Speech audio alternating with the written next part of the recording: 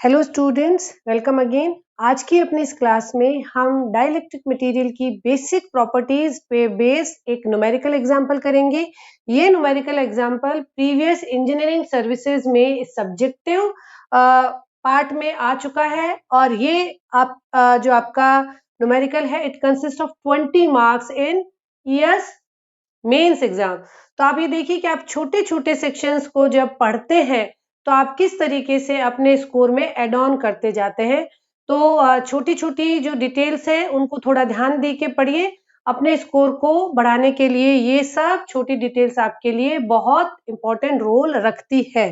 तो जो हमने डाइलेक्ट्रिक मटेरियल की बेसिक प्रॉपर्टीज अपने प्रीवियस वीडियो में पढ़ी थी वो आप जरूर से देखें ताकि आज की इस न्यूमेरिकल प्रॉब्लम को आप अच्छे से समझ पाए। हमने ये पढ़ा था कि डाइलेक्ट्रिक मटेरियल एक नॉन कंडक्टिंग मटेरियल है जिसमें most of the time bound charge present रहता है और ये बाउंड चार्ज डाइपोल डिस्ट्रीब्यूशन की फॉर्म में रहेगा। इलेक्ट्रिक फील्ड अप्लाई करने पे ये डाइपोल्स रीअलाइन होते हैं और आपका जो मटेरियल है वो पोलराइज हो जाता है।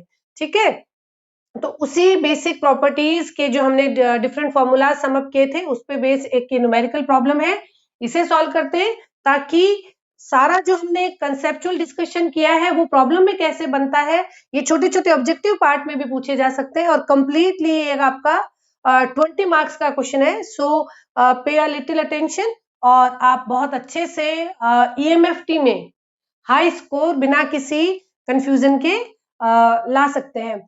A homogeneous slab of lossless dielectric has electric susceptibility of 0.12 and the uniform flux density within it is 0.16 nanocoulomb per meter square. Find E electric field, capital P polarization, average dipole moment if there are 2 into 10 raised to the power 19 dipoles per cubic meter, voltage between the two equipotential 1 inch apart. Okay तो आपको given क्या क्या है, susceptibility दी है तो आपको की दे दिया गया है, आपको फ्लक्स डेंसिटी दी गई है नैनो कूलाम पर मीटर में तो आपको डी दे दिया गया है। आप जो पिछले वीडियो में हमने डिफरेंट कोरिलेटिंग फॉर्मूलाज किस तरह से डी और ई मॉडिफाई हो जाएंगे, किस तरीके से डायपोल मोमेंट से पोलराइजेशन होगा वो सब हम डिटेल में पढ़ चुके हैं। तो हमने क्या कंक्लूजन निकाला था कि जब डाइलेक्ट्रिक मटेरियल इलेक्ट्रिक फील्ड में आता है, हम कर रहे हैं सेक्शन ए, तो डी किस तरह से मॉडिफाई हो जाता है, डी हो जाता है 1 प्लस की एप्सिलॉन नॉट ई। ओके, क्या था, D equals to epsilon naught E plus P और इसका हमने फॉर्मूला लिखा था कि एप्सिलॉन नॉट ई पोलराइजेशन, ऐसे हमने लिखा था। 1 प्लस की को हमने लिखा था एप्सिलॉन आर, ओके, जो कि रिलेटिव परमिटिविटी ऑफ मटेरियल कहलाती है। अभी आपको की वैल्यू दे रखी है, अगर की इक्वल्स टू 0.12 है तो D will be 1.12 epsilon naught ई।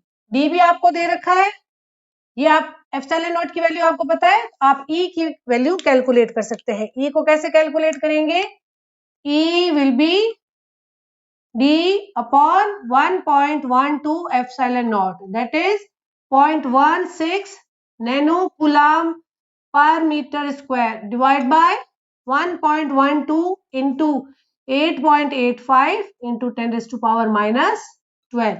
इसे जब आप सॉल्व करेंगे तो इलेक्ट्रिक फील्ड जो आएगा डाइलेक्ट्रिक मटेरियल में दैट विल बी 161.42 वोल्ट पर मीटर। अगर डाइलेक्ट्रिक मटेरियल में इतनी फ्लक्स डेंसिटी है तो ये इलेक्ट्रिक फील्ड रहा होगा। ओके, उसके बाद हम आते हैं अपने सेक्शन बी में। सेक्शन बी में आपसे क्या पूछा गया है, कैपिटल पी पोलराइजेशन। पोलराइजेशन का इलेक्ट्रिक फील्ड से कोरिलेटेड फॉर्मूला क्या रहता है, पोलराइजेशन विल बी की एप्सिलॉन नॉट ई। अगर आपने ई कैलकुलेट कर लिया तो आप पी कैलकुलेट कर सकते हैं। ई की वैल्यू आपने रखी 0.12, ये यूनिट लेस रहती है। एप्सिलॉन नॉट की वैल्यू आपने रखी 8.85 into 10 raise to power minus 12। E की वैल्यू आपने रखी 161.42 and that gives you polarisation. Polarisation की यूनिट क्या रहती है, पोलराइजेशन की यूनिट रहती है कूलाम पर मीटर स्क्वायर। अगर D equals to epsilon dot E plus P है तो पोलराइजेशन की यूनिट भी D. Electric flux density coulomb per metre square रहेगी। अगर इसे आप कैलकुलेट करेंगे तो ये आपका आता है 171.42 pico coulomb per metre square. Okay, ये हो गया आपका सेक्शन बी। सेक्शन सी में क्या पूछा गया है? सी में पूछा गया average dipole movement if there are this much dipoles per unit per cubic metre. आपको एन दे रखा है, एन कितना दे रखा है? 2 इंटू 10⁻19 पर मीटर क्यूब। इतने डायपोल्स पर यूनिट वॉल्यूम है। हमने पोलराइजेशन की डेफिनेशन क्या पढ़ी थी? Polarisation was dipole movement, total dipole movement per unit volume. आपने टोटल डायपोल मूवमेंट कैसे निकाला था? Average dipole movement number of total dipoles, वो क्या हो जाएगा? N delta V. P is the average dipole moment, N is the number of dipoles per unit volume and delta V is the volume under consideration। तो अगर ये हो गया total number of dipoles, ये हो गया एवरेज डायपोल मोमेंट, ये आ गया आपका P total.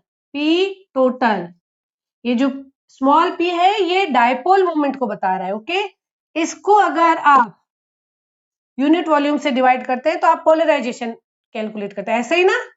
Average dipole moment number of total dipoles, dipoles पर क्यूबिक मीटर थे, इसको मीटर क्यूब से वॉल्यूम से मल्टीप्लाई करने पे टोटल डायपोल्स, ये आपका वॉल्यूम। इस तरीके से जब आप कैलकुलेट करेंगे तो आपको अगर पीआई कैलकुलेट करना हो, P I will be polarisation divide by dipoles per metre cube, that will be polarisation क्या आया था? 171.42 pico coulomb per metre square divide by ये कितना था आपका? 2 इंटू 10⁻19 पर मीटर क्यूब। इसको जब आप सॉल्व करेंगे तो पीआई कितना आ जाएगा? Average dipole movement will be 8.57 into 10⁻³ coulomb metre. ठीक है, डायपोल मोमेंट की यूनिट क्या होती है? Coulomb metre. ये आपका पिको कूलम्ब है और ये आपकी यूनिट इस तरह से दी हुई है। तो यह हो गया आपका सेक्शन सी। उसके बाद सेक्शन डी में पूछा गया है voltage between the two equipotential 1 inch apart. इस डाइलेक्ट्रिक मटेरियल में दो इक्विपोटेंशियल सरफेस रहे होंगे जिनके बीच में डिस्टेंस है वो 1 इंच है।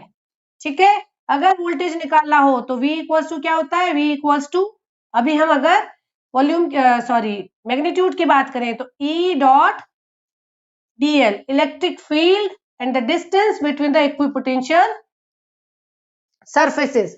अगर 1 इंच की सरफेस पे आपसे पोटेंशियल पूछा गया है तो आप पोटेंशियल को कैसे कैलकुलेट करेंगे? इलेक्ट्रिक फील्ड आपने कैलकुलेट कर लिया है। इलेक्ट्रिक फील्ड आपने कहाँ कैलकुलेट किया? इधर, इसमें इलेक्ट्रिक फील्ड आपका आया था 161.42 वोल्ट पर मीटर।